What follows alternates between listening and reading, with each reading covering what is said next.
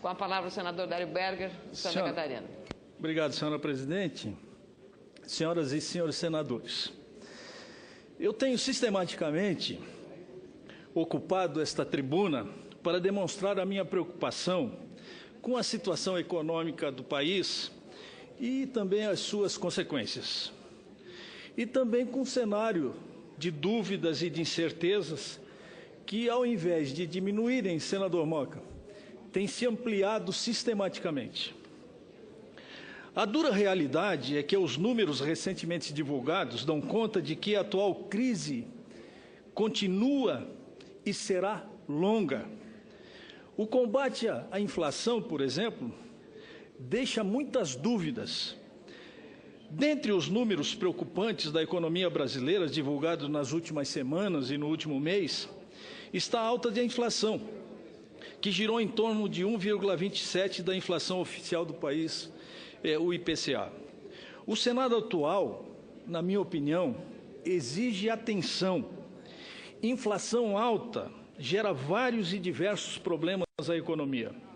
A variação de 1,27 veio bem acima das piores projeções feitas pelos principais analistas do país. Mais uma vez, os vilões foram os alimentos decorrentes dos preços administrados, como também o preço dos transportes públicos, que dispararam em função dos fretes e do aumento do dólar. Estamos vivendo realmente um momento de incerteza, de dificuldade, de definição de um rumo que precisa ser estabelecido mais rapidamente para o país. E o fato é que o país vive também com uma inflação inercial, aquela baseada pelos reajustes dos preços com base na inflação anterior. E o grande culpado disso, na verdade, é o próprio governo.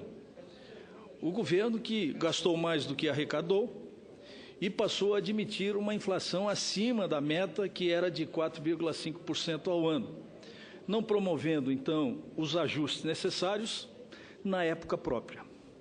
E quando o governo se deu conta desse problema, que corrói o padrão de vida dos brasileiros e destrói os orçamentos domésticos, já era tarde demais.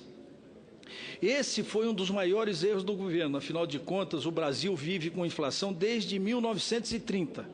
O controle de preços ele é tão importante que é um dos mais influentes economistas internacionais dedicados à pobreza, o senhor Jeffrey Sachs, professor da Universidade de Colômbia, nos Estados Unidos, quando esteve em Joinville, Santa Catarina, a maior cidade do estado de Santa Catarina, fazendo uma palestra no início dos anos 90. Eu não estou falando hoje, senadora Ana Amélia, no início dos anos 90, a convite da Embraco, a maior empresa do mundo em termos de motores e compressores, deixou claro que a inflação alta é a prioridade das prioridades da economia. Sugeriu o professor: insistam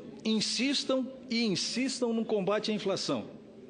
Recomendou ele, evidentemente, numa entrevista concedida à época à conceituada colunista Stella Benetti, alertando que os preços desequilibrados estragam tudo.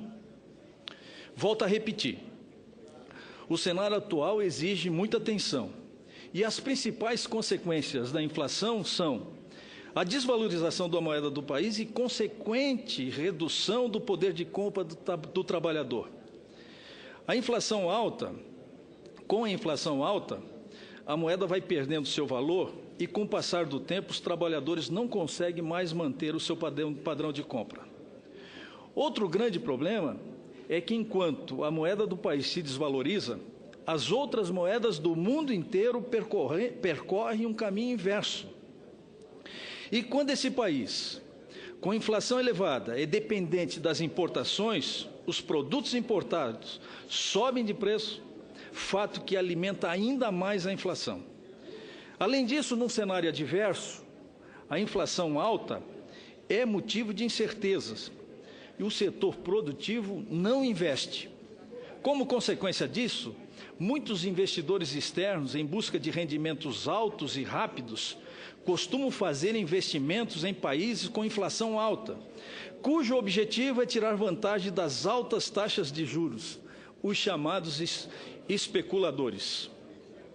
Este capital especulativo é prejudicial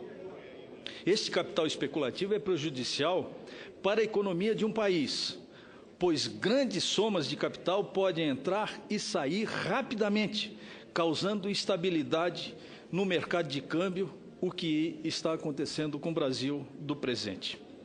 E a lógica, meus senhores e minhas senhoras senadoras, é simples. Juros altos desestimulam os investimentos, desestruturam a produção de bens e serviços e formam um círculo vicioso de estagnação econômica, prejudicando ainda mais os investimentos internos. Consequência disso, aumenta o desemprego. O país não consegue baixar o controle da inflação, sofre no médio e no longo prazo com o aumento do desemprego. Isso ocorre em decorrência da redução dos investimentos do setor produtivo. E agora, a expectativa é que neste mês de março, as variações sejam menores, projetando uma alta acumulada no ano em torno de aproximadamente 8%. Porém, a equipe econômica do governo tem que ser mais enérgica no combate à inflação, tem que produzir urgentemente o ajuste fiscal, tem que gastar menos do que arrecada, tem que fazer com que a máquina administrativa seja mais eficiente, mais produtiva, sem os quais nós não sairemos dessa crise no curto prazo. Pois a situação, caso contrário, pode piorar se o governo não fizer a sua parte, se não cortar os gastos, se não aumentar a eficiência e se não resolver, então, definitivamente o ajuste fiscal. E se o governo assim não proceder, vai aumentar substancialmente a desconfiança na economia, que já é grande, que já é enorme, que já é imensa, o que pressionaria ainda mais os preços relativos. Com a inflação, não se pode brincar. É preciso lutar para manter a estabilidade. E manter a estabilidade dos preços significa cuidar especialmente dos mais pobres. Objetivo maior de um governo.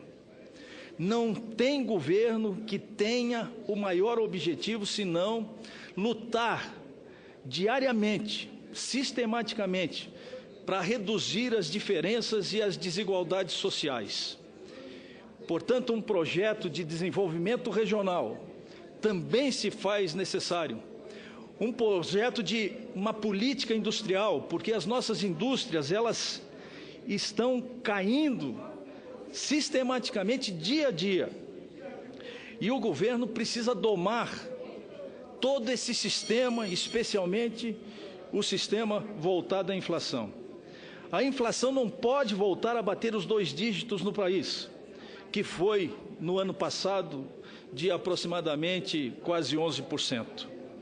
Portanto, senhora presidente, senhores senadores e senhoras senadoras, realmente, a cada dia que passa, me parece que fico mais apreensivo, porque quando percorro as minhas bases em Santa Catarina, recebo as mais diversas solicitações de empenho para que nós possamos aqui, de uma maneira rápida e objetiva, buscar a solução para o país sem política partidária e sem distinção, para que oposição e situação possam sentar numa mesma mesa, escrever um projeto mínimo necessário para que nós possamos construir um projeto de união nacional, tirar o país da crise e fazer com que a confiança possa ser restabelecida e nós voltarmos a crescer, gerar empregos e gerar as oportunidades que nós todos esperamos. Esse é o nosso objetivo, isso é o que o povo de Santa Catarina me cobra, eu tenho certeza que cobra também de todos os senhores senadores as quais tenho a honra de participar aqui no Congresso Nacional, especialmente no Senado Federal. Era o que tinha a dizer, senhora presidente. Obrigado pela tolerância. Isso aí.